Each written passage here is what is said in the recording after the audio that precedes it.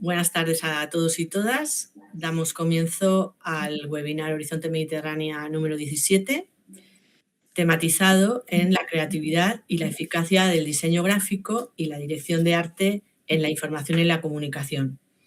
Este monográfico ha sido coordinado por el doctor Manuel Garrido Lora, la doctora Gloria Jiménez Martín, el doctor Mateo Zallo y la doctora Susan Gisek. Hoy tenemos con nosotros a dos de ellos, a Manuel Garrido Lora y a Gloria Jiménez Marín, que han hecho un esfuerzo también por coincidir, ¿no? Voy a presentarlos y les voy a pasar la palabra porque ellos irán presentando a cada uno de los autores que ha podido confirmar participación. Hay un texto que está en inglés y como el webinar lo hacemos en inglés, todavía no nos hemos decidido a hacerlo lo hacemos en español y todavía no nos hemos decidido a hacerlo en inglés, pues no han podido participar. Y otros dos textos no ha habido manera, a pesar de que eran en coautoría, de que pudieran estar con nosotros. Entonces, pues bueno, finalmente tenemos 3 de los 7 textos publicados que podremos comentar en este espacio. Bueno, pues os hablo de los coordinadores, a los que agradezco desde ya, aunque lo he hecho anteriormente, pues su implicación, la propuesta de un tema tan actual y tan necesario, tan interesante por otro lado, y bueno, pues toda la implicación que han tenido y todas las sinergias que se han generado con el equipo editorial para seleccionar la cantidad de textos que han llegado para la selección final vía revisión científica por pares anónimos. La doctora Jiménez Marín realizó su tesis doctoral sobre los procesos de la comunicación y es catedrática del Departamento de Comunicación Audiovisual y Publicidad de la Universidad de Sevilla. Ha sido vicedecana de Estudiantes y Prácticas en Empresas de la Facultad de Comunicación y vicedecana de Prácticas Externas y Extensión Universitaria y ha ejercido también la dirección del proyecto Alumni Universidad de Sevilla. Además de su experiencia profesional, es la investigadora principal del Grupo Internacional Research and Advertising, Communication and Marketing Mix y su campo de trabajo aborda el comportamiento de consumo y su relación con la publicidad, la gestión y el emprendimiento de empresas de comunicación con perspectiva de género, así como la influencia de la comunicación en la salud pública. Es la fundadora de la revista científica hermana IROCAM, una revista internacional que ha obtenido sello FECIT, y aprovechamos para felicitar al equipo y a su editora en primera persona por ese logro. Y además es miembro de la Academia de la Publicidad. Por otra parte, Manuel Garrido Lora es profesor titular de la Facultad de Comunicación de la Universidad de Sevilla y miembro del equipo de investigación Communication and Social Science. Está integrado en el doctorado interuniversitario en comunicación de la Comunidad Autónoma de Andalucía.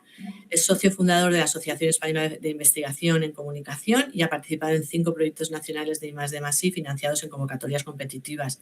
Tiene una abundantísima producción científica y actividades de transferencia centradas sobre todo en publicidad, medios de difusión, creatividad y sus efectos sociales.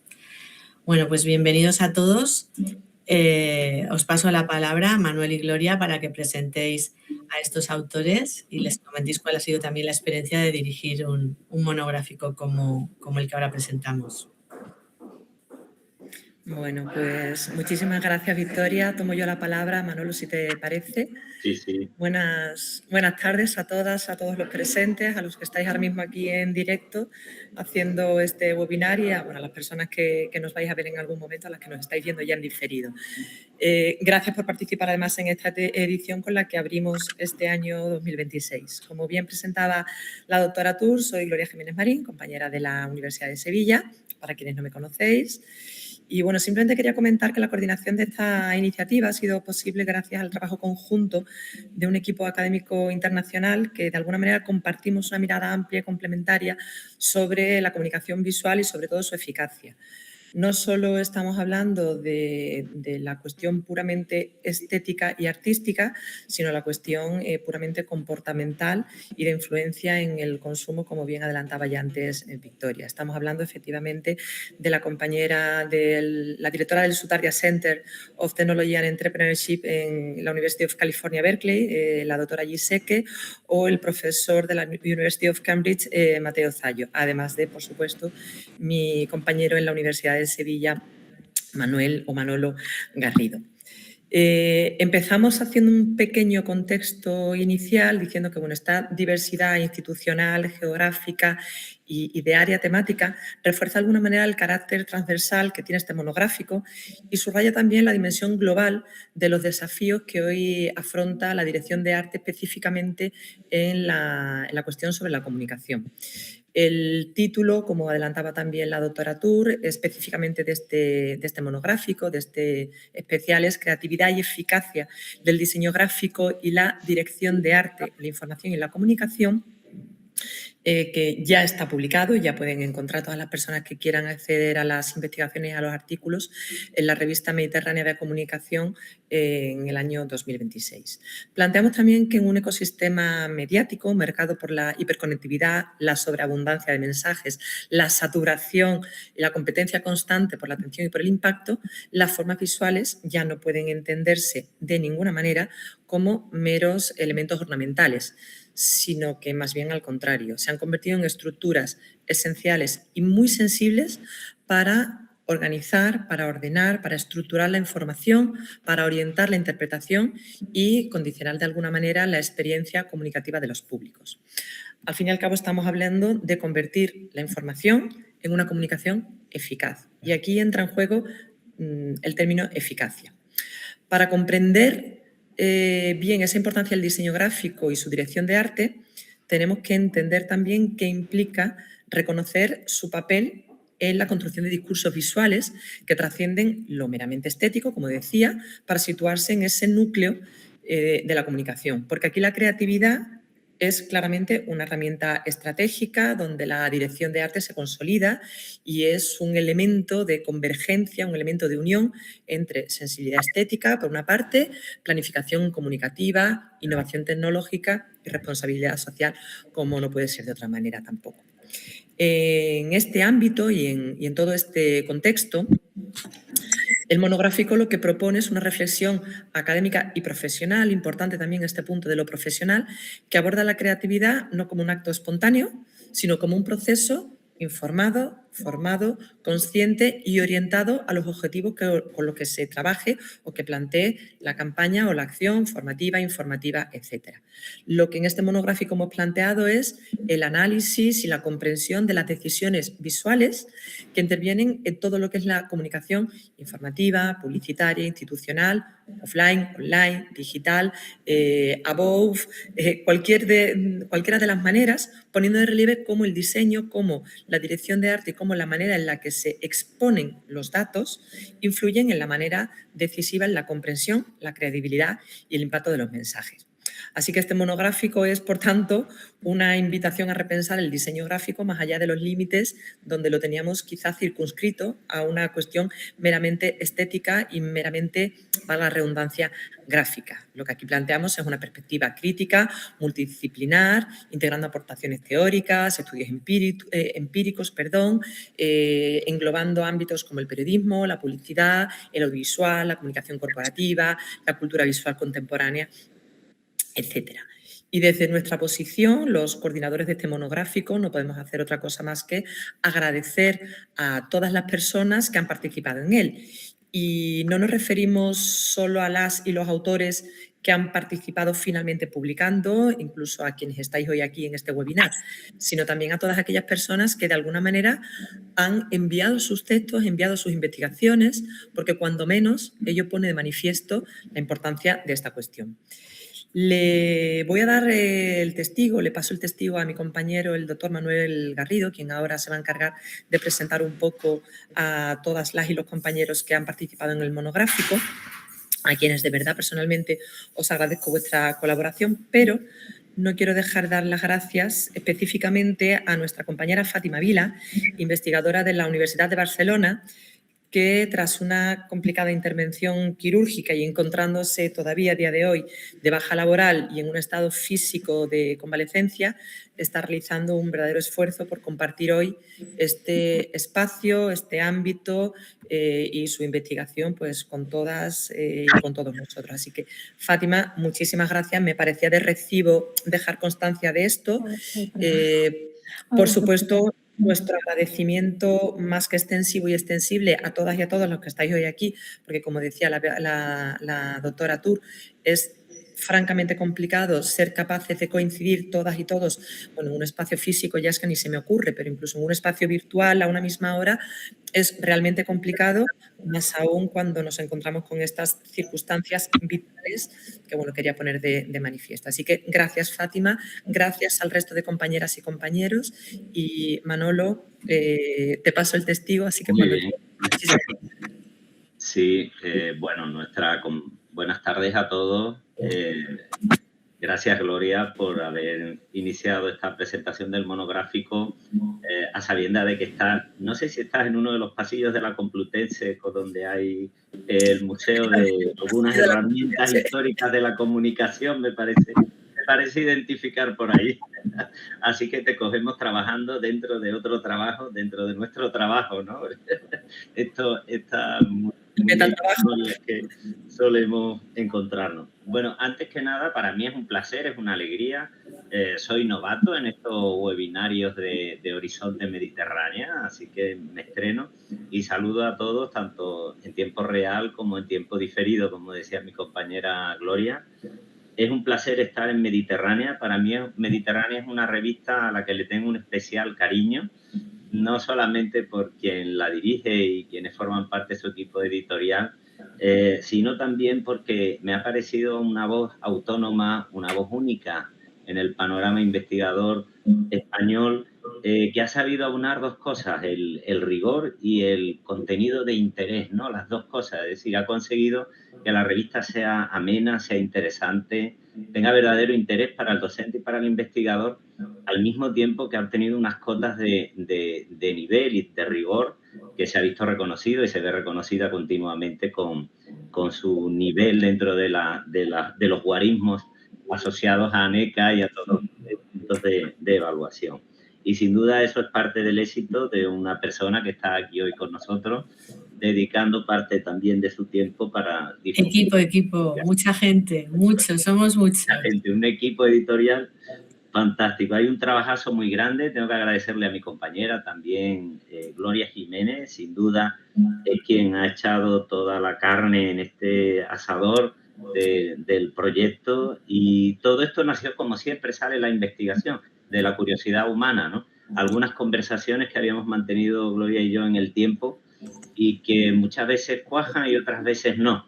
Y esta vez ha cuajado y creo que teníamos una especial ilusión en dignificar y en potenciar la investigación sobre los aspectos visuales, gráficos, que siempre parece que quedan como en un segundo plano, ¿no? En buena parte de los ámbitos de investigación, incluso de la docencia universitaria. Por lo tanto, bienvenida sea esta iniciativa, aunque está feo que lo diga el propio coordinador, pero creo que vamos abriendo camino en ese sentido. Creo que hay una gran calidad en las propuestas, no solamente las 7 seleccionadas que finalmente se han incorporado al monográfico, sino en muchísimas de las recibidas, que seguro que van a encontrar también sitio y van a ser difundidas y publicadas. Así que gracias a los compañeros coordinadores de las universidades foráneas también, gracias a los revisores, esas figuras tan importantes sin las cuales las revistas no podrían desarrollarse, y gracias por supuesto también a todos quienes han participado y habéis dedicado tiempo para elaborar vuestros textos. Bueno, no me enrollo más porque ahora el protagonismo lo tienen precisamente los autores y vamos a ir dándole entrada a ellos. Si os parece, vamos a comenzar por una de las publicaciones dentro de este monográfico. Se encuentran con nosotros Cristina González Oñate y Ainhoa Martín Agustí para presentar una publicación, Comunicación Visual y Representación de Contenidos en la IA, sesgo algorítmico y visualización de datos en ChatGPT. También es otro de los autores, Alejandro Rubio Navalón, aunque en este caso no nos acompaña hoy, pero hay que hacer reseñar también que es otro de los coautores. De Cristina González, bueno, ¿qué podemos decir, no? Ya nos conocemos desde hace unos cuantos años, ¿no?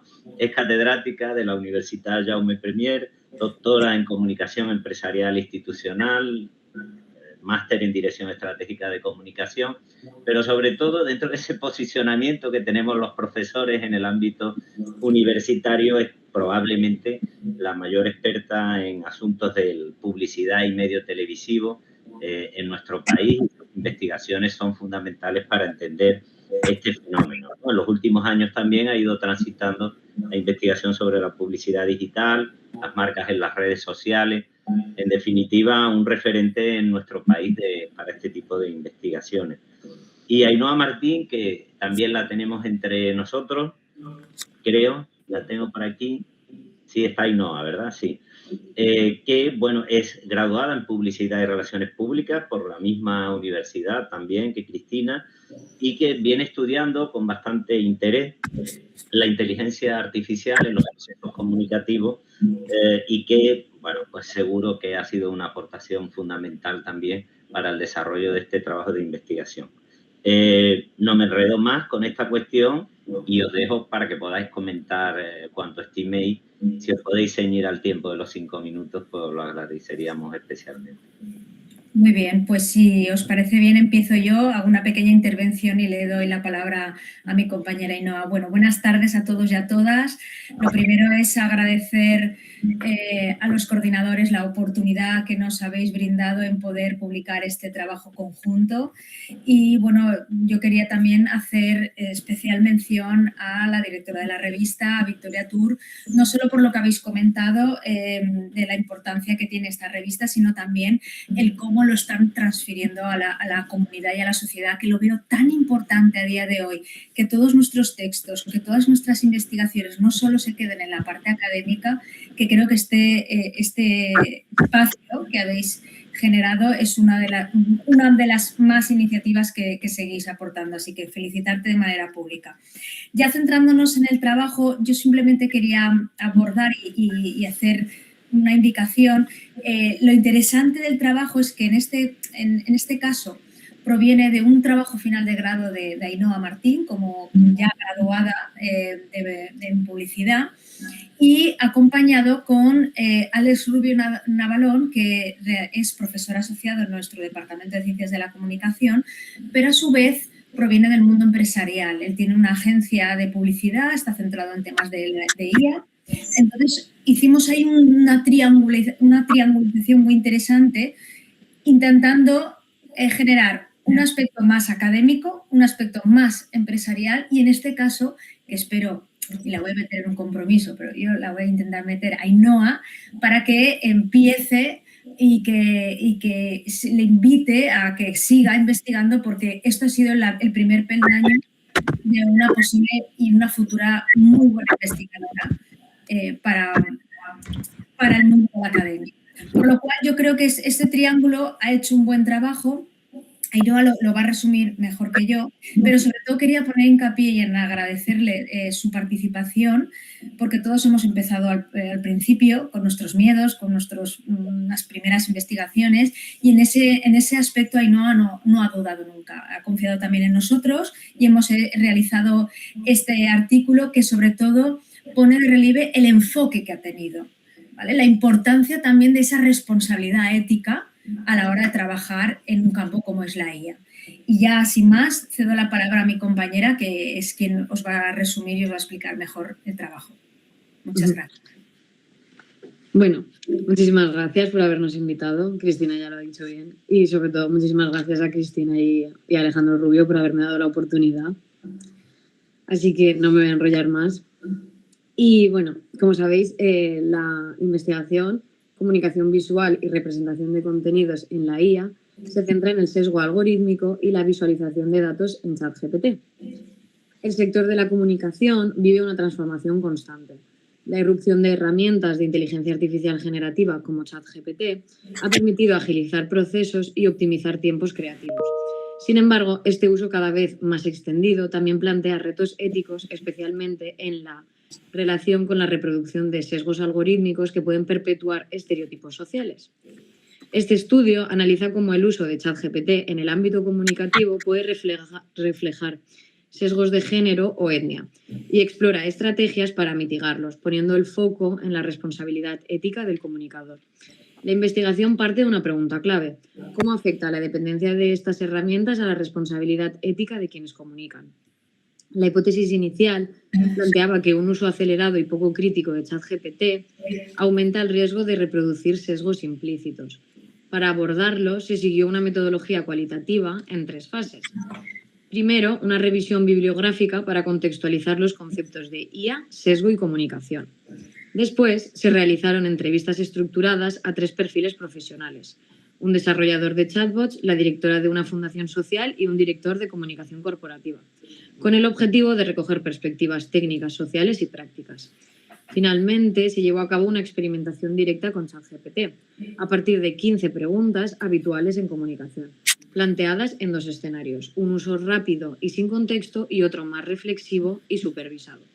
Los resultados fueron claros. En las entrevistas, todos coincidieron en que ChatGPT es una herramienta útil y eficiente, pero que nunca sustituye la revisión humana. El criterio ético sigue siendo responsabilidad del comunicador. En la experimentación, de 30 preguntas analizadas, solo 2 mostraron sesgos evidentes, ambos relacionados con género. Por ejemplo, al preguntar por referentes en moda sostenible o campañas de cuidado personal, las respuestas iniciales incluían únicamente a mujeres.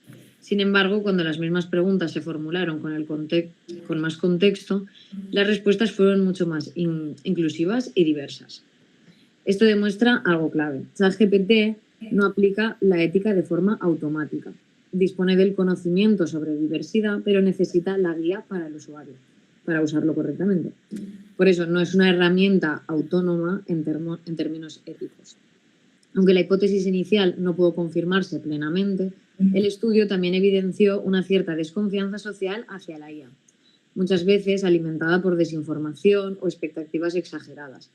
Esto refuerza aún más la importancia del comunicador como filtro crítico y responsable. La conclusión principal es que la inteligencia artificial puede ser una gran aliada en comunicación, pero nunca reemplaza la responsabilidad humana. Los comunicadores deben ser conscientes de los riesgos, formarse en aspectos éticos y técnicos y usar estas herramientas como apoyo, no como sustituto. Solo así se puede evitar que los mensajes reproduzcan estereotipos y podremos aprovechar la IA para construir narrativas más inclusivas y responsables. Ya para finalizar, simplemente también añadir que, bueno, esto es una investigación incipiente, nos gustaría seguir ampliándolo, puesto que la IA ha venido para quedarse, es una tecnología más, creo que no le tenemos que tener miedo, pero sí que tenemos que tener esa pauta formativa y educativa para hacer un uso ético y correcto, ¿vale? Como responsables de comunicación y como responsables como docentes, sí que tenemos que formar bien a nuestros futuros profesionales para hacer y realizar un buen uso ético de la IA. Nada más, muchas gracias. Muy bien. Muchísimas gracias a ambas por la intervención. Creo que ha quedado claro lo fundamental del trabajo. Me parece un trabajo de lo más interesante y por ello evidentemente también ha entrado dentro del conjunto de estudios seleccionados. Si os parece bien, continuamos con el siguiente artículo dentro de del conjunto del monográfico. En este caso sería el artículo "La imagen importa entre la generación Z, creatividad y eficacia en el rebranding de la radiotelevisión pública catalana". Es un trabajo que va a presentar hoy aquí y agradecemos especialmente su presencia Fátima Vila Márquez, que es profesora de la Universitat de Barcelona. Bueno, seguramente la conoceréis por sus estudios sobre el marketing digital, aspectos de propaganda o incluso de gentrificación cultural, ¿no? También, es decir, en ese aspecto en sus investigaciones veo que le pasa un poco como a mí también, ¿no? Que te gusta diversificar, ¿no? Los ámbitos de interés, ¿no? Bueno, pero es un texto que también ha sido presentado por Ramón Martín, por Jordi Botey y por Josep Llados, y quería hacer referencia a que ellos también están publicando el texto en su autoría.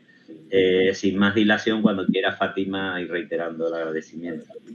Gracias, Manuel. Bueno, muchísimas gracias. Antes que nada, agradecer a la Revista Mediterránea de Comunicación por la oportunidad y también por esta labor brutal de difusión del conocimiento. Como ha comentado la doctora Jiménez Marín, yo no iba a estar hoy aquí. Han sido responsabilidades académicas las que han impedido que mis compañeros pudieran estarlo y bueno, yo efectivamente me estoy recuperando de una intervención, pero como era poco tiempo y era online, esto es lo que nos permite Internet, ¿no? Esta maravilla de podernos conectar, y la verdad es que me hace mucha ilusión porque llevo bastante tiempo desconectada y veros a todos pues me da mucha energía, la verdad. Bueno, como bien ha comentado Manuel, el artículo lo firmamos varios profesores de universidades catalanas. Bueno, por mi acento veréis que yo, de hecho, soy alumna de la Universidad de Sevilla, doctorada luego en la Complutense, donde está ahora la profesora Marín. O sea, es decir, soy un poco fruto de la Universidad Pública Española, ¿no? Empecé en Sevilla, me doctoré en Madrid y ahora soy profesora de marketing en Barcelona, y soy profesora de marketing en un entorno de economistas, así que, y vengo del mundo de la comunicación, así que, bueno, es un reto y evidentemente sí, mi carrera es muy variable. También trabajo en temas de creación de opinión pública y propaganda, porque es algo que sigo muy de cerca con temas de digital. El doctor Ramón Martín Guart, de la Universidad de Girona, el doctor Jordi Botey López, de la Blanquena Ramón USED, me trasladan un fortísimo saludo. Uno de ellos, de hecho, está haciendo su residencia, es decir, otro en tribunales, estamos todos muy liados. Este es nuestro estudio, es de un momento histórico en el ámbito mediático catalán, que es el cambio de la identidad corporativa de TV3. TV3 es la decana de las radiotelevisiones autonómicas, la primera en empezar a emitir en España, y una verdadera institución en Cataluña. Bueno, en general, para cualquier experto en comunicación y en televisión, todos hemos estudiado el caso TV3 desde algún u otro prisma, pero bueno, para los catalanes todavía lo es aún más, porque además es un vehículo de normalización lingüística y de transmisión de la cultura catalana. Desde hace unos años en TV3 se venía, los expertos en comunicación sabíamos que TV3 estaba empezando a acusar el relevo generacional, ¿no? Una menor incidencia una menor difusión entre el público más joven, y justamente en el año 23 se presenta el proyecto de la modernización de la imagen corporativa de TV3, que no es solo un cambio de imagen corporativa, también se une a una nueva aplicación on demand de consumo digital, de contenidos de televisión. Y bueno, pues para los compañeros que estamos trabajando en temas de televisión, propaganda, comunicación, pues fue un reto, ¿no? Saber si realmente, a mí además, como tengo esta rama de la comunicación política, la propaganda, la creación de opinión pública, pues enseguida me pareció súper interesante, porque precisamente las televisiones públicas tienen no solamente, o sea, tienen una principal vocación, que es la de servicio. Toda esta transición del consumo televisivo desde las plataformas tradicionales a Internet, pues se está acusando de una manera negativa la capacidad de difusión de los contenidos de calidad, los contenidos informativos de la televisión pública, ¿no? En el caso de la televisión catalana es solo un caso más, pero nos interesaba mucho saber que si este cambio de imagen y también de plataforma, cómo había sido acogido, y un poco conectando con lo que comentaba al principio la profesora Jiménez, si el cambio había sido meramente estético o había tenido connotaciones también en lo que a la transmisión de valores y a la afinidad emocional con los más jóvenes se refiere. ¿Puede un proceso, la pregunta un poco de investigación era, ¿puede un proceso de rebranding ayudar a que los medios públicos reconecten con la generación Z? Y bueno, rotundamente el resultado de la investigación es que sí, ¿no? Hicimos, la investigación se vehiculó a través de una investigación cuantitativa. Hicimos entrevistas encuestas, perdón, con preguntas cerradas y también de libre asociación a unos 348 jóvenes, ¿vale? Y realmente los resultados fueron, en el artículo se puede profundizar un poco más porque, claro, en toda la parte de introducción trabajamos mucho de hecho tenemos un par de publicistas dentro del equipo investigador, trabajamos mucho con la simbología de los cambios, ¿no? Por ejemplo, se utilizó el 3 que se refiere a TV3, ¿no? Que era el tercer canal de Cataluña, primera cadena, segunda cadena y TV3, ¿no? Y luego se añadió el concepto CAT, ¿no? El morfema CAT como Cataluña, ¿no? Todo eso se analiza en el artículo y haciendo una revisión de la literatura sobre este tipo de cambios y cómo estos componentes emocionales y simbólicos han sido recibidos en distintos momentos, incluida en análisis de rebranding de televisiones públicas. Y bueno, los resultados, como decía, fueron muy claros porque el principal valor asociado por los jóvenes a la nueva identidad de TV3, que seguimos llamándole TV3, ¿vale? Es el compromiso con la lengua catalana, seguido de la proximidad y el referente cultural catalán, ¿vale? Es decir, los jóvenes identifican claramente ICAT como su cadena, como la cadena catalana, como una defensora de los valores lingüísticos y culturales del territorio, y además la asocian con valores como la innovación, la credibilidad y la calidad. Bueno, mejor imposible, ¿no? Aprovechamos también para preguntarles a los jóvenes si el cambio de ICAT había supuesto un mayor consumo de los contenidos de la televisión pública y también vimos que esto había sido así, sobre todo en los ya consumidores, es decir, aunque el aumento es generalizado, en los consumidores tradicionales o que ya tenían una afinidad con la televisión ha sido mucho mayor. Porque más del 90% de estos consumidores declararon que la veían aún más, ¿no? Al final, las dos conclusiones que sacamos de esta investigación es que el rebranding ha sido totalmente eficaz para una conexión emocional y simbólica y en este caso para la transmisión de una idea clara que es la catalanidad y la defensa de la lengua catalana. Y posteriormente que el diseño gráfico por sí mismo no es suficiente, ¿vale? Tenemos que justamente la segunda conclusión nos abre un poco la puerta a las limitaciones que tiene esta investigación y que están relacionadas con el hecho de que no ha sido únicamente un rebranding, sino también el lanzamiento de una plataforma on demand, ¿no? Es decir, una cosa no puede separarse de la otra y en esa parte del cambio de TV3 nosotros no habíamos profundizado, ¿no? Para poder hacer toda esta investigación trabajamos con personal de la Radio-Televisión Pública Catalana. Ellos hicimos varias entrevistas en profundidad. Una de ellas es parte de la investigación porque a través de ella pudimos sacar las variables con las que luego pudimos hacer la encuesta, por lo tanto ellos además nos prestaron medios propios para poder trabajar. Así que hago extensible mi agradecimiento a todo el personal de la Radio-Televisión Pública Catalana que nos ayudó en este trabajo. Y bueno, esto ha sido un poco el resumen, un trabajo que creemos, todos mis compañeros y yo, viene a completar y a confirmar la literatura existente en temas de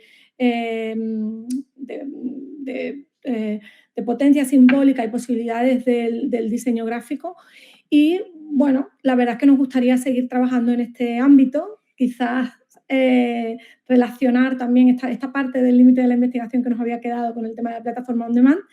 Pero bueno, como mínimo la verdad es que estamos muy contentos con los resultados y sobre todo con esta demostración, ¿no?, del poder simbólico del signo, independientemente de modas, independientemente de una cuestión estética, ¿no? Aquí, de alguna manera,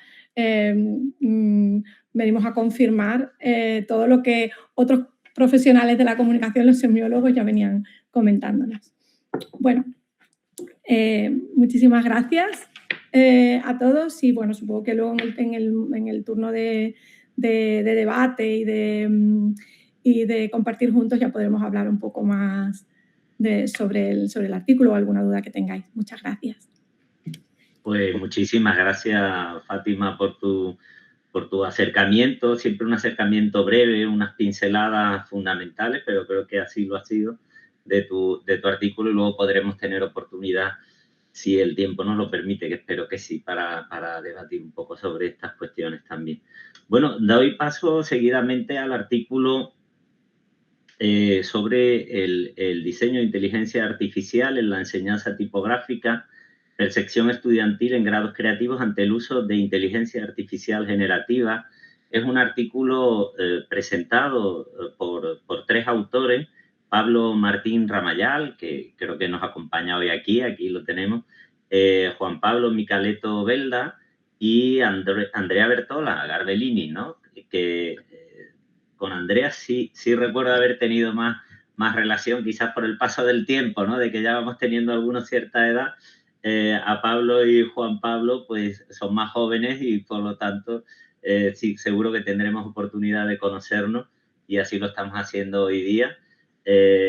Muchas gracias por el artículo presentado, es un artículo muy interesante que abunda en esta afectación que está teniendo la inteligencia artificial en todo el trabajo que hacemos, tanto a nivel profesional como el que se está haciendo en el aula, ¿no? Y cómo imbricar esta realidad.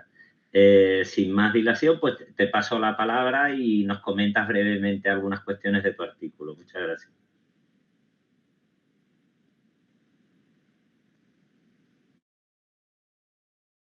Activa el micrófono, Pablo, por favor. Muchas gracias. ¿Se me oye ahora? Ahora sí. Ahora, sí. Genial. Pues nada, muchas gracias tanto a los organizadores, ¿no?, como Manuel o la doctora Gloria, o al equipo editorial de la revista Mediterránea, ¿no?, como la doctora. Así que, como siempre, muchas gracias. Además, veo muchos compañeros y gente que conozco, ¿no? Poquito a poco, aunque no soy Andrea Bertola, pues voy conociendo también un poquito más de gente, aunque no han podido sumarse mis compañeros. Bueno, pues hasta ahora parece muy interesante, ¿no?, el tema, los temas que estamos hablando, y como no podía ser de otra forma, pues varios confluyen en lo que es la inteligencia artificial, ¿no?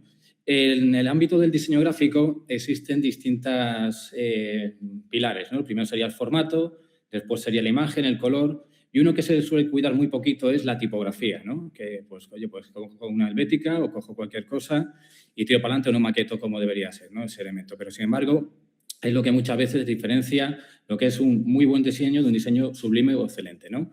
Entonces, después tendríamos lo que sería el dinamismo o lo que sería la interacción. Pero la inteligencia artificial ha traído una nueva forma de operar, ¿no? Y además que no para de mejorar constantemente. Por ejemplo, el otro día lanzaron Gemini su tercera versión, ¿no?, con el nuevo algoritmo para imágenes y todavía ha mejorado lo que sería el tema de las infografías mismo, ¿no?, que, por ejemplo, es súper interesante como metiendo una diapositiva de un texto, con texto te hace ya la infografía con sus flujos de información, sus iconos minimalistas y demás, ¿no? Entonces, en tal medida, pasaríamos a una nueva figura que sería un diseñador gráfico o diseñadora gráfica, donde pasaría a ser un mediador semántico, ¿no?, lo que sería mediante los prompts, promptear o lo que sería la ingeniería de prompts. ¿Cómo le pregunto para conseguir un resultado óptimo que buscar como ese concepto que nos dijo la doctora Gloria de eficacia, ¿no? Y también, como no, eficiencia. Se han acelerado muchísimo desde esos logos de los años 90 que se hacían 2 por semana hasta que después apareció Photoshop, que haría 10 y hoy en día pues hacer 30 en 3 segundos. La cuestión es que siempre tiene que estar mediado por el ser humano. Así pues, el objetivo sería evaluar las implicaciones de lo que llamamos IA-Gen, Inteligencia Artificial Generativa, en la enseñanza y creación de tipografías desde el espacio del diseño gráfico y la publicidad, ¿no? Para superar su influencia en el aprendizaje del alumnado. Bueno, pues para este proyecto surge lo que sería un nuevo concepto, que tenemos el e-learning, que sería el aprendizaje electrónico, ahí pues surge el m-learning, que sería el aprendizaje móvil, g-learning, aprendizaje gamificado en la mayoría de los casos por tecnología, etc. Pues también surge el AI-learning, ¿no? O aprendizaje y autoaprendizaje, porque muchos alumnos y alumnas, como ustedes bien sabrán, pues ya se autoforman con la inteligencia artificial, ya no solamente hacer los trabajos, ¿no? Oye, pues ¿qué me pueden entrar en este examen? Hazme estos resúmenes o amplían incluso información, que eso también para lo que es el profesorado implica tener que ampliar y autoformarte y autorreciclarte pues, de una forma todavía más profusa, ¿no? Y de aquí surge el AI-design, que sería el diseño gráfico mediado por ese concepto semántico que nos procede de la inteligencia artificial, ¿no? Bueno, pues la metodología, pues evidentemente se hizo una revisión bibliográfica muy exhaustiva. Cuando empezamos con este tema hacia 2022, noviembre de 2022 concretamente, pues la información no era tan amplia como ahora y ahora pues hay un crecimiento exponencial. Supongo que muchísimos de los trabajos que han llegado al Consejo Editorial de Mediterránea pues versarían sobre este asunto y además de forma necesaria. Hicimos un estudio mixto, cualitativo-cuantitativo, con alumnos del Centro Universitario San Isidoro y de la Escuela de Diseño CA de Leonardo. Este estudio pues, viene de un proyecto de innovación docente que ha llevado 2 años, donde estarían mis compañeros, ¿no? Micalet Obelda y Andrea Bertola. Cogimos a nuestros alumnos de las distintas asignaturas con una muestra de unos 102 y se hizo un cuestionario con una serie de variables que también fueron confirmadas por los grupos de investigación del Centro Universitario San Isidoro. Y se sacó y se lanzó un cuestionario Likert de 20 preguntas. El estudiantado recibió previamente una formación en inteligencia artificial generativa, desde léxica a Stable Diffusion, también se usó evidentemente ChatGPT. El que no se acabó de usar del todo fue Gemini porque todavía entonces estaba muy recién llegado y no tenía la potencialidad que tiene ahora. Entonces, continuando, se les puso un briefing amplio que tenían que aprender, tenían que diseñar, tenían que proponer y de los 102 alumnos surgieron 3 vertientes, ¿no?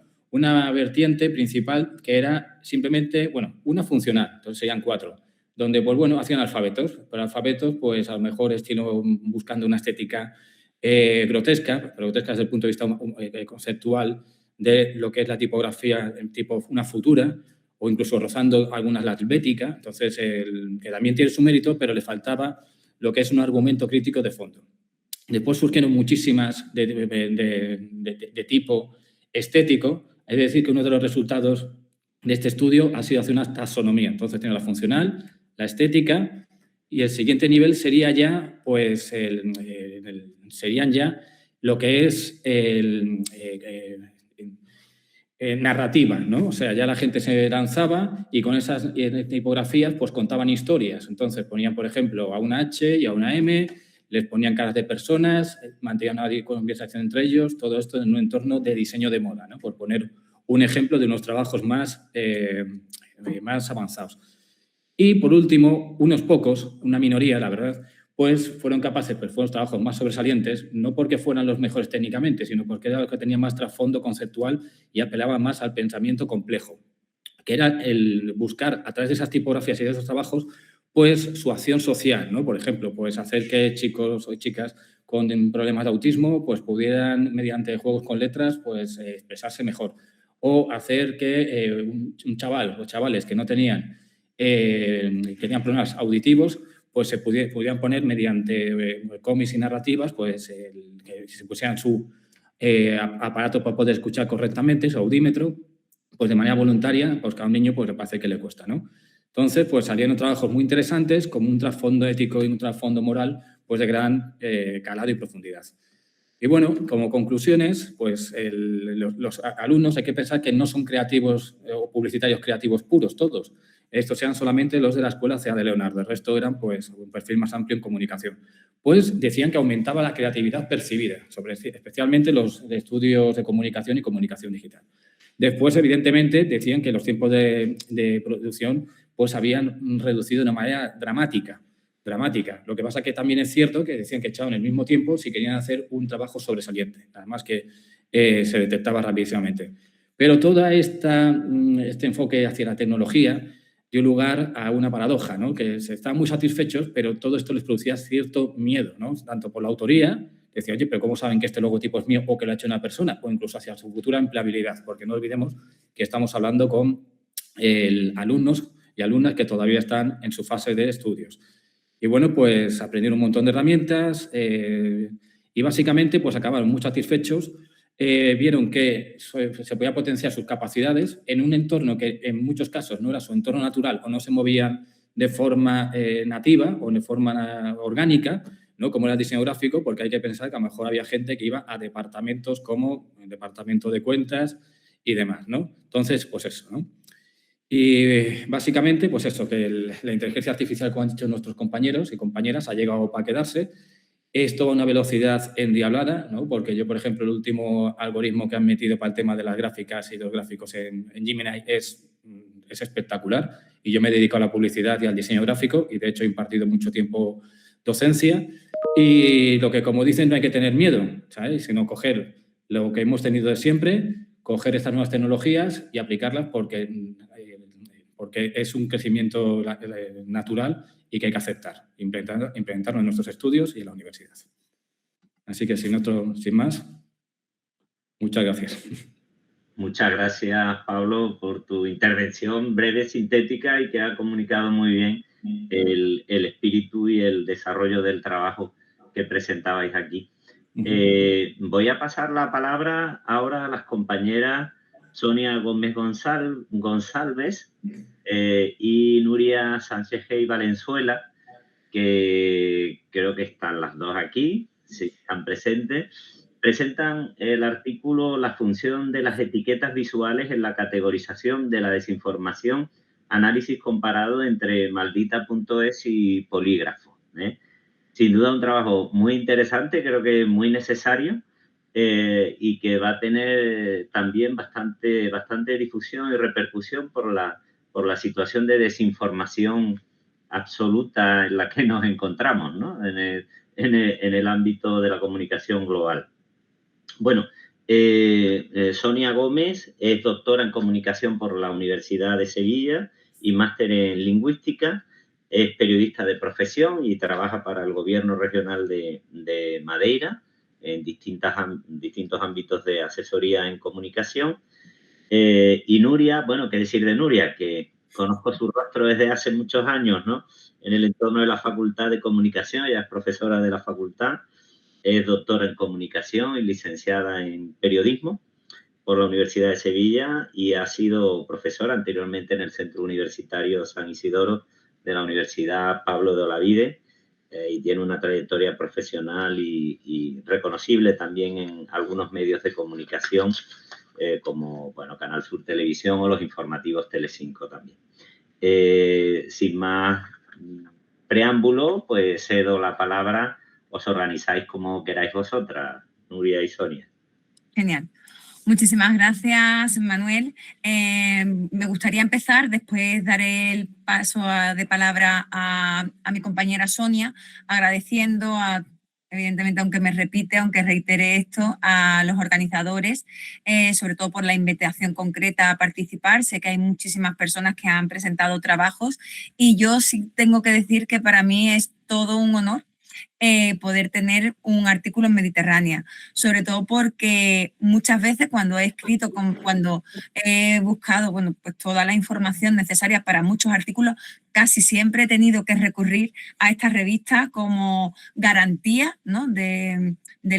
Al final de la calidad, ¿no? de los trabajos. Por eso pensar que ahora uno de los míos está publicado en esta revista, pues es todo un honor y creo que es importante que se reconozcan las revistas que verdaderamente incluyen, ¿no? esa garantía de que el trabajo científico que hay detrás es bueno y que está completamente verificado. Me ha gustado mucho también que la doctora Tur hablase de los indicadores, qué importante es, ¿no? Que ese trabajo que hacemos muchas veces con nocturnidad y alevosía, si se puede decir, ya que estamos en un ámbito de comunicación, después traspase, ¿no?, esas fronteras, que llegue a los demás. Yo estaba escuchando a la doctora Fátima Vila y qué interesante, porque ella ha hecho ese trabajo de TV3 y podríamos hacer el mismo aquí en Canal Sur porque van de la mano, ¿no? Es verdad que TV3 fue el primero, pero Canal Sur también fue a los poquitos años, así que el conocer los trabajos de los demás y no solo es leyéndolos, sino escuchándolos es fundamental. Por eso es muy importante la iniciativa y por eso quiero agradecer a Mediterránea este trabajo y esta labor que está haciendo a pesar de todos los inconvenientes que pueda haber de horarios entre todos los profesionales que participamos. Esto es un agradecimiento colectivo y ahora entrando en el trabajo en concreto que hemos hecho mi compañera, la profesora Sonia González y yo, sobre la función de las etiquetas visuales en la categoría, sobre todo en la categorización de la desinformación. Como bien ha adelantado el doctor Garrido, es fundamental porque hoy en día uno de los mayores problemas que tenemos en la comunicación es eso, la desinformación, ¿no? También ha hablado la doctora Jiménez Marín de la sobreabundancia informativa, pero es sobreabundancia unido a desinformación. Por eso nos paramos a pensar, la doctora González y yo, que ambas trabajamos en desinformación, ¿qué papel tenía la parte visual? Qué necesario es hoy en día que todo nos va entrando por la imagen, ¿no? Que nos damos cuenta que muchas veces los textos es demasiado largo, es poco visual, ¿no? Y tenemos esa obsesión con que todo lo sea. Pues si necesitamos luchar contra la desinformación, tenemos que intentar utilizar la mayor parte de las herramientas, ¿no? Todas las herramientas posibles. ¿Qué herramienta? Las visuales, esa era importante.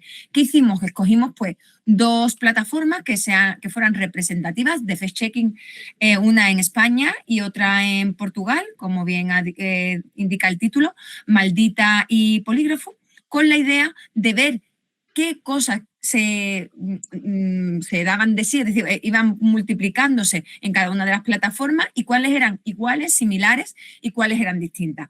Con la idea, sobre todo, de poder aportar nuestro granito de arena, no solo a ese análisis visual, que ciertamente es, sino también a esa lucha contra la desinformación.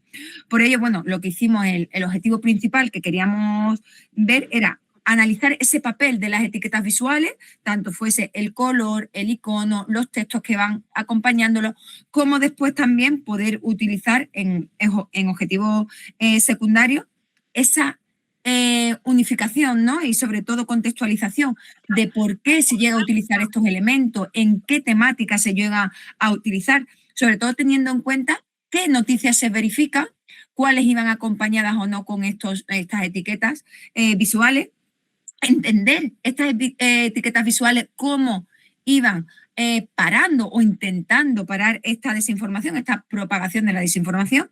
Después también ver a qué contenidos estaban afectando directamente, porque por temática y demás. Y después también, bueno, pues ese concreto análisis del elemento gráfico. Es decir, teníamos que hacer un contexto general para poder llegar después a la etiqueta.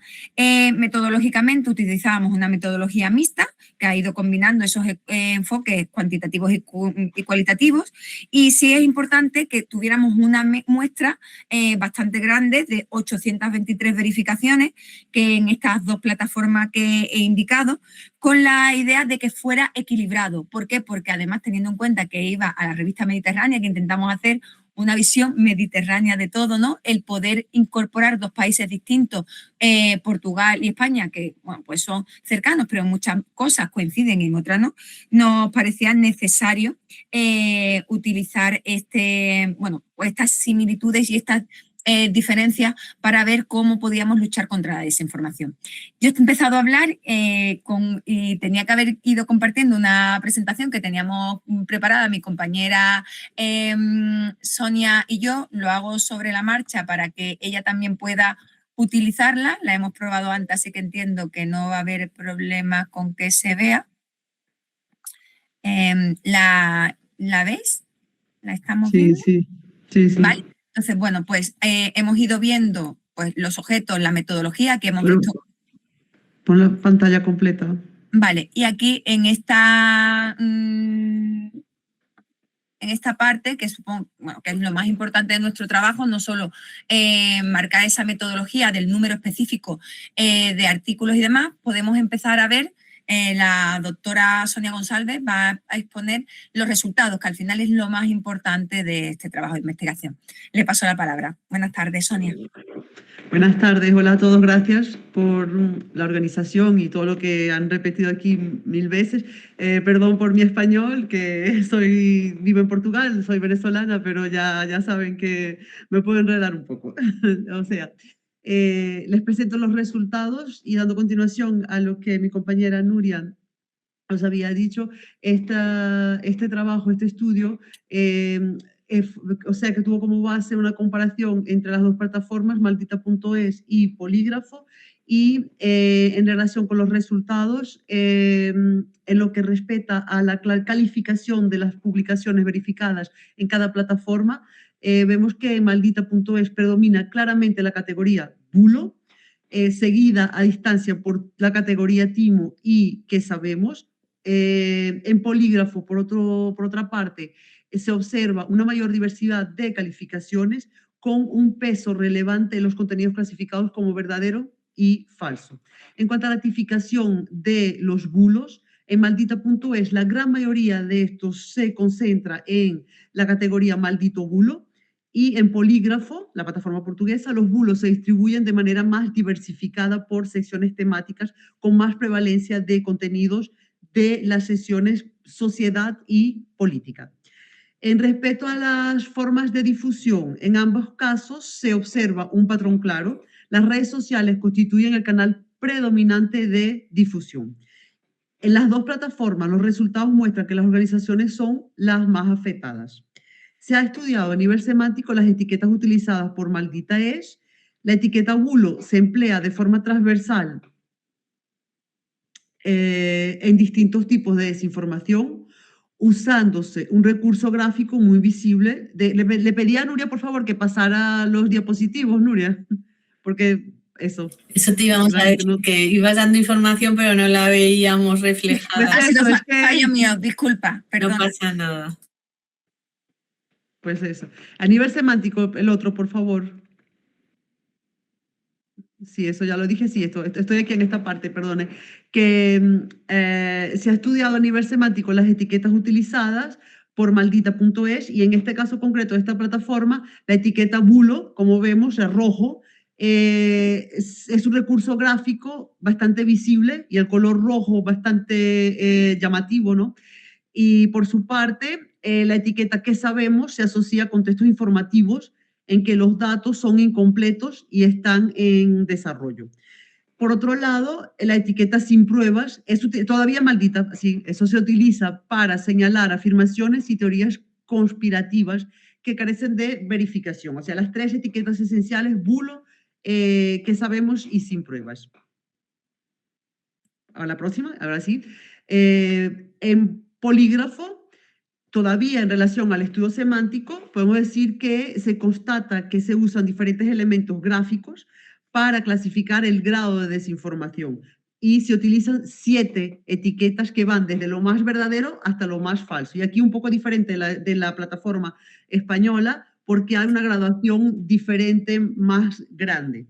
También se han estudiado gráficamente las etiquetas con foco, en la próxima, por favor, Nuria, con foco en los elementos visuales y en los usos cromáticos empleados, y se observa una gradación visual que va desde la afirmación de la veracidad hasta la falsedad, pasando por categorías intermedias. Se ve desde el rojo hasta el naranja, y en la plataforma española, y en la plataforma portuguesa comienza del verde y va pasando por el amarillo, el fucsia, el marrón y luego el naranja. Todos estos colores con diferentes niveles de falsidad y de verdad también.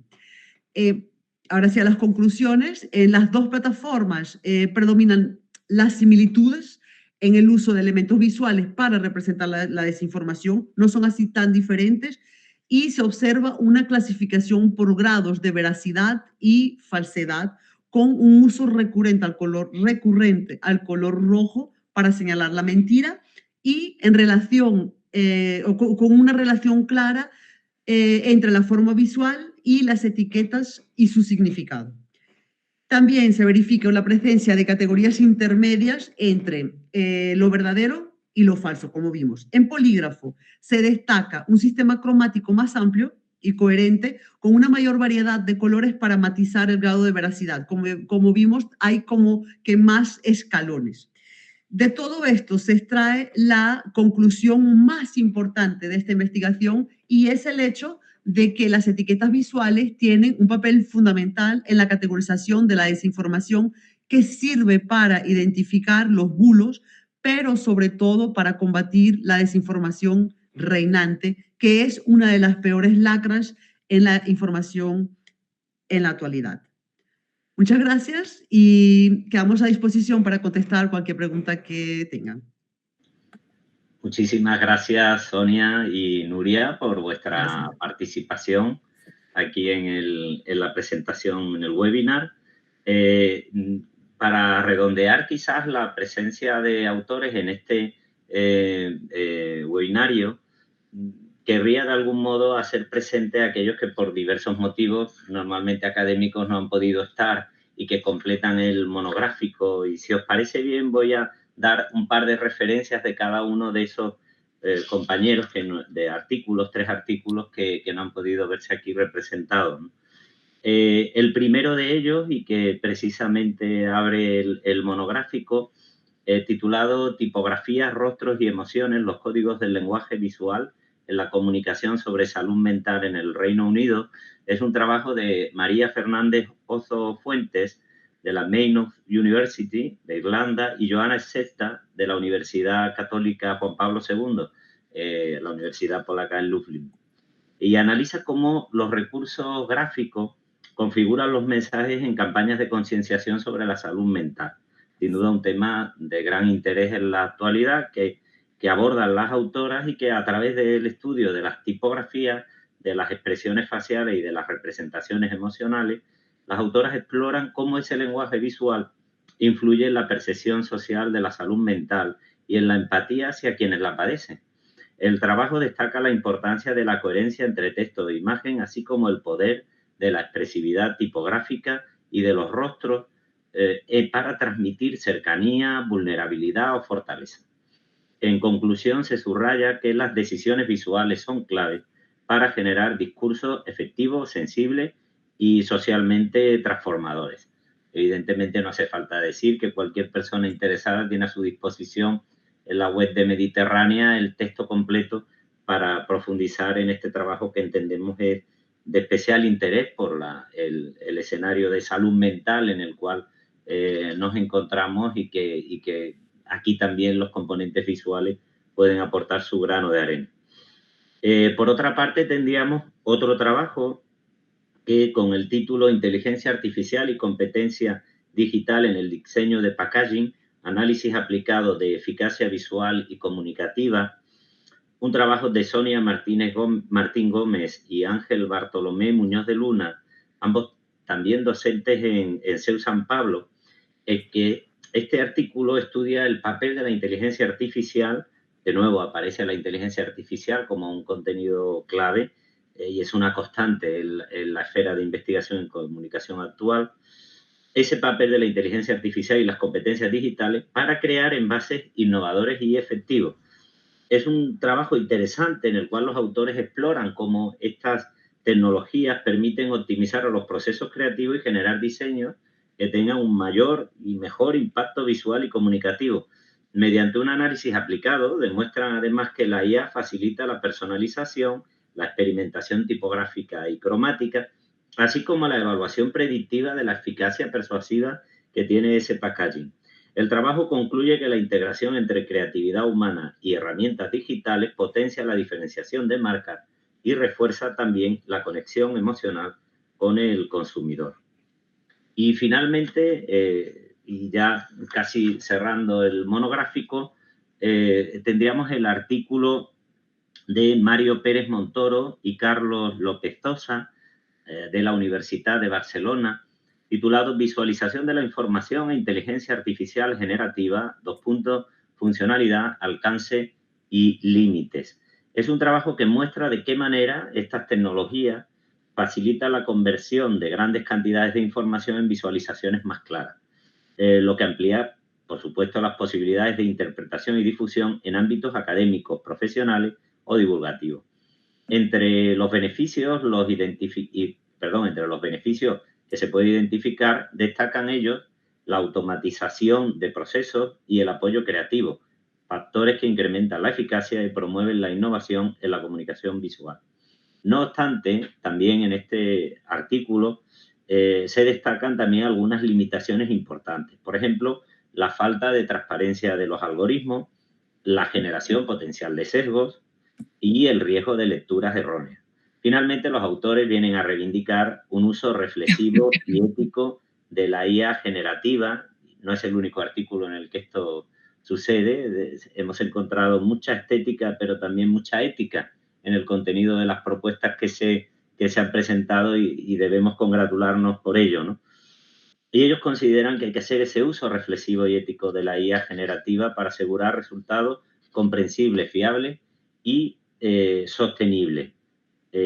Bueno, creo que ya con ello concluiríamos ya el contenido de este monográfico y os agradezco el haber presentado brevemente, sumariamente, el contenido de vuestros artículos, que tienen detrás mucho trabajo de meses y que, sin embargo, aquí tenemos que concretar de forma muy breve.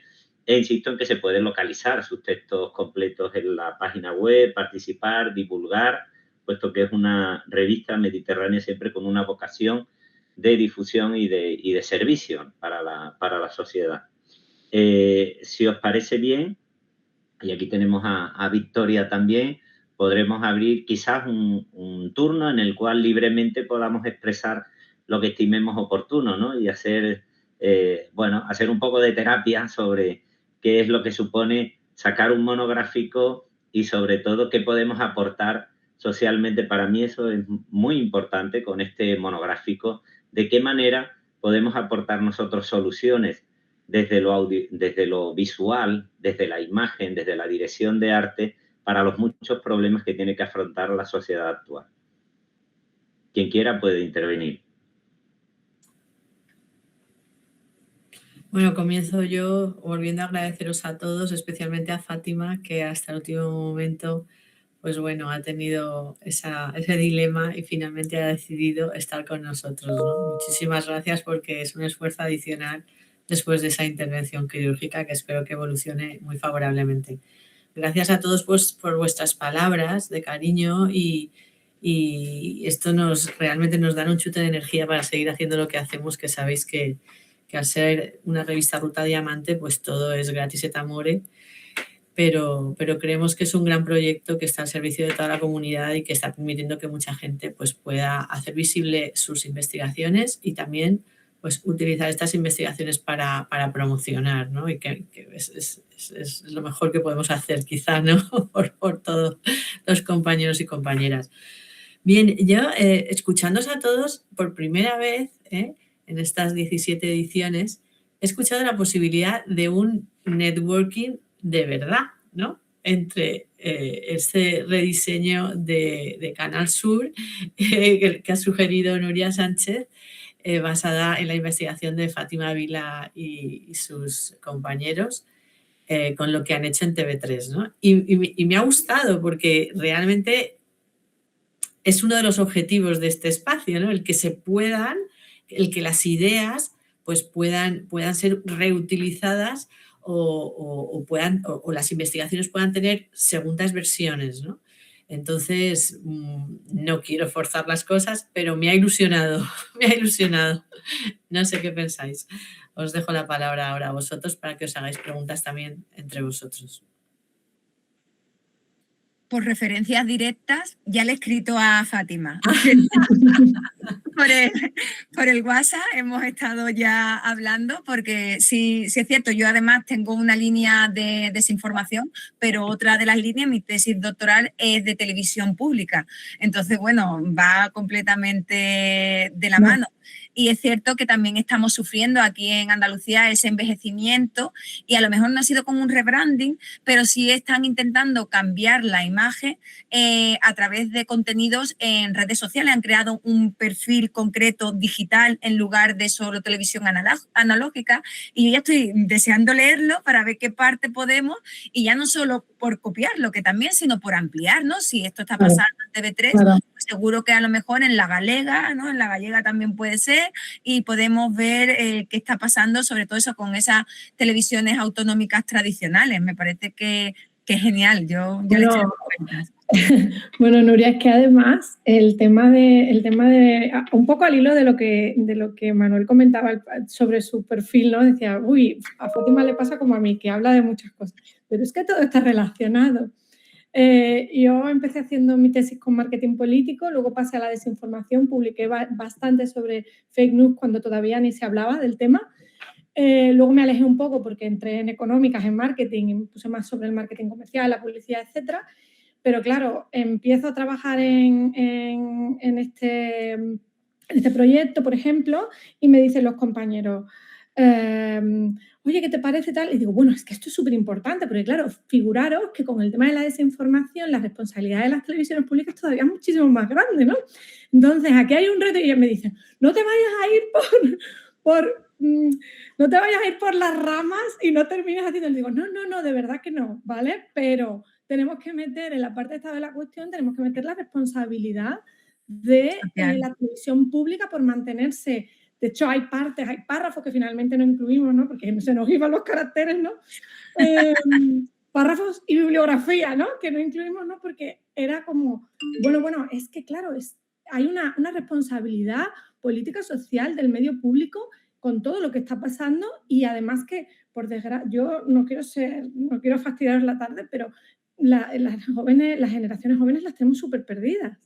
Porque realmente... No ven la tele, para empezar no ven la tele. Bueno, pero ya no es que no vean la tele, creen que el periodismo no es útil, ¿no? Yo soy profesora yo es que he tenido mucha suerte, ¿vale? Entonces, ¿por qué digo esto? Porque soy profesora en económicas, soy profesora de marketing en económicas, entonces tengo acceso a un alumno que ellos estudian ADE, entonces tengo el lujo de dar clases a gente que no tiene nada que ver conmigo, ¿no? O como yo era cuando tenía 20 años, ¿no? Porque si voy a dar marketing en periodismo y comunicación me voy a encontrar gente muy parecida a mí, ¿no? Con unas inquietudes dentro de un espectro político, social, con una serie de objetivos vitales y tal, pero es parecidilla a mí, ¿vale? Pero claro, yo me encuentro con alumnos completamente diferentes, ¿no? Y me veo con la responsabilidad de decirles, como comunicadora que soy, como licenciada en periodismo, que ha pasado al lado oscuro, ¿no? Vengo a contaros que necesitamos el control de los medios, que necesitamos, les explico, ¿no? Que no existe la neutralidad, pero sí que existe la honradez periodística, sí que existe el defensor del lector, el código ético, la deontología. Claro, que ser parcial no significa mentir, es parcial. No es, y todo esto lo explico en marketing, ¿no? Entonces yo creo que realmente ahora nos piden, a veces hacer las narrativas es complicado porque es que está todo tan conectado y creo que nosotros desde la academia tenemos una posición privilegiada y más necesaria que nunca en ayudar a, por ejemplo, entes públicos, medios de comunicación tradicionales, a poner en valor esto que está pasando e intentar ayudarles a ver cómo pueden hacerlo, ¿no? Porque muchas veces nosotros trabajamos y nuestras investigaciones quedan... Bueno, de hecho estoy deseando poder presentarles la investigación a los colaboradores que tuvimos en la radio pública catalana, en la radio televisión pública catalana, porque para ellos esto es muy valioso, ¿vale? Claro, me permite... transferencia. Exacto. Fátima, yo me identifico me identifico mucho con lo que acabas de decir, porque yo doy clases de marketing en la universidad y hace 17 años que doy formación en escuelas profesionales de marketing, relaciones públicas y publicidad. Y he defendido mi tesis doctoral el año pasado y toda mi tesis está como correlacionada, o sea, direccionada, tiene publicidad, pero tiene marketing, tiene comunicación, y como hablo de desinformación organizacional, está como entrelazado. Si me sale portuñol, ya saben que está todo entrelazado y es imposible que no esté, porque cuando hablamos de marketing digital estamos hablando de publicidad online, o sea, está todo muy interligado y es difícil que hoy en día con la publicidad que se usa, con todo lo que se usa en marketing digital para que la publicidad online se direccione para donde, en la segmentación, para donde se quiere, o sea, es muy fácil ver y entender que todos esos medios, todas esas formas son utilizadas para atingir a un público que se desee. Es lo que pasa. Y luego esto trae cambios políticos. Claro. La economía digital está cambiando políticamente. Porque tiene que ver con dinero y todo lo que mueve de alguna forma dinero, así como que las personas... Claro, entonces, se muevan también. Yo creo que hay mucho, o sea, Nuria, yo te tomo el guante y me encantaría, porque me parece que además podrían hacerse cosas comparativas, se podrían hacer cosas muy interesantes, porque realmente la televisión pública tiene una responsabilidad, ¿no? Retomando un poco el debate, tiene una responsabilidad frente a la desinformación, al gran reto de la desinformación y al gran reto de la pérdida, ya no es el envejecimiento, es la pérdida de las audiencias, ¿no? Y bueno, y también probablemente tenga que ser la academia un poco la que quizá a lo mejor con estudios de campo, etcétera, intente ir un paso más allá y pueda dar herramientas para que, por ejemplo, la televisión pública pueda reconectar con los jóvenes, ¿no? Aquí también tengo mira, Fátima, aquí estamos lanzando guantes. Yo también uniría a Pablo, que está por ahí, que ha estado hablando del tema de la inteligencia artificial. Ahora, por ejemplo, en Canal Sur se está utilizando inteligencia artificial para la creación de programas, de contenidos, ¿no? El que ha estado hablando un poco de toda esa parte. También qué importante es esa función social que tiene la televisión pública, hasta dónde está bien que introduzca inteligencia artificial, hasta dónde va a eliminar puestos de trabajo esta inteligencia artificial, hasta dónde tienen que contratar a productoras externas en lugar de hacer el trabajo propio porque no tienen esos elementos. No sé si Pablo también ha enlazado algo de esto, si está por ahí, que no sé. Digo porque podemos todavía rizar más el rizo de muchas cosas de esa función social, ¿no? Que necesita la televisión y que creo que los medios públicos están ahí para marcar determinadas tendencias, ¿no?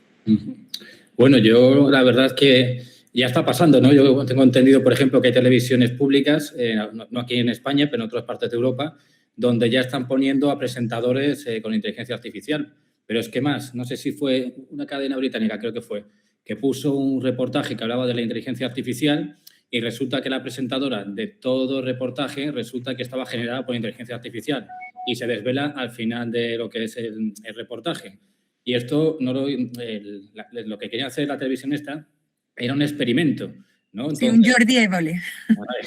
Jordi Évole con la audiencia. Y entonces, pues sí, desde luego viene un reto, pero yo no soy alarmista, ¿no? O sea, yo creo que nos adaptaremos y ya está, ¿no? Igual que, por ejemplo, cuando llegó Google, ¿no? Una cosa es que siempre he dicho, ¿no? El mérito que tenía hacer antes una tesis doctoral, ¿no? Cuando la gente tenía que coger ir a una biblioteca a Madrid o a Barcelona o esperar un libro que le llegara y se tenían que leer y después a lo mejor el libro no valía para nada porque no tenían reseñas. Y sin embargo, hoy las tesis son peores, no, a lo mejor incluso pueden ser mejores. Lo que pasa es que trabajamos con una cantidad de datos y de una forma distinta, pues lo mismo hará la inteligencia artificial, ¿no? Y además que no hay que enfrentarse a ella, pero bueno, que hay que adoptarla. ¿Sabes? Uy, que ahí Fátima se... Yo tengo aquí. Me vais a tener que perdonar, pero tengo que actuar como abogado del diablo porque es que creo que a las 5:30 tiene que empezar el siguiente webinario y entonces tenemos que concluir. A mí se me han quedado 100 cosas que decir.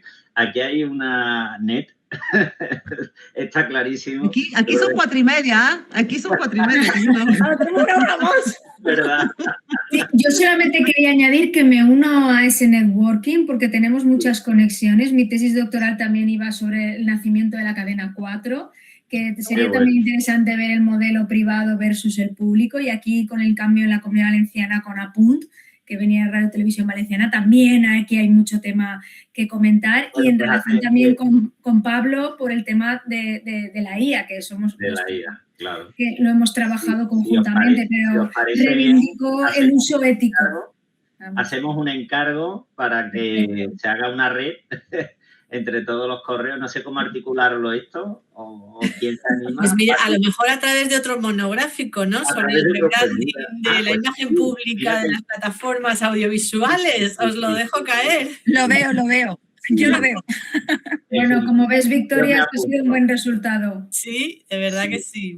Muy contenta, me dejáis. Yo voy a dejar a Victoria agradecer sobre todo a Gloria, que no ha podido estar también, que ha llevado gran parte del peso de este monográfico, vuestra actitud que me maravilla, porque todo esto, como bien decimos siempre, es casi gratis total, ¿no? Investigamos con muy pocos recursos, con muy pocos medios, pero con mucha ilusión, y gracias al esfuerzo y la constancia de algunas personas como Victoria en llevar la iniciativa de la revista y los autores que vamos presentando artículos, investigaciones, etcétera, sacando el tiempo de donde no lo hay, ¿no? Verdaderamente.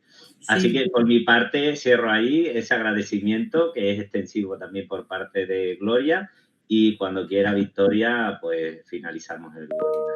Muchas gracias a todos, especialmente a los coordinadores, especialmente también a autores y autoras por confiar en la revista, porque nos hace pues seguir adelante y confirmarnos en nuestro objetivo, ¿no? Que es ser un espacio de servicio para poder amplificar y visualizar vuestras investigaciones. Y lo que os pido es que sigáis contando con nosotros y que sigáis leyendo lo que publicamos y colaborando pues en lo posible, porque verdaderamente es un espacio de colaboración científica increíble, ¿no? Siempre, no me canso de decir que las revisiones científicas es un acto de generosidad intelectual impresionante, ¿no? Que un colega dedique su tiempo y sus conocimientos a valorar lo que otro ha hecho y a sugerirle mejoras. La ciencia se basa en ello, ¿no? Y la replicabilidad que está en el fondo de este proyecto que está surgiendo, la replicabilidad, el rebranding que ha planteado Fátima en otras televisiones, es también la base de la ciencia. Entonces, pues bueno, os animo a seguir en ese sentido, y Mediterránea siempre será sensible a las investigaciones profundas, bien planteadas, con buena metodología, que vengan de vuestra mano. O sea que muchísimas gracias.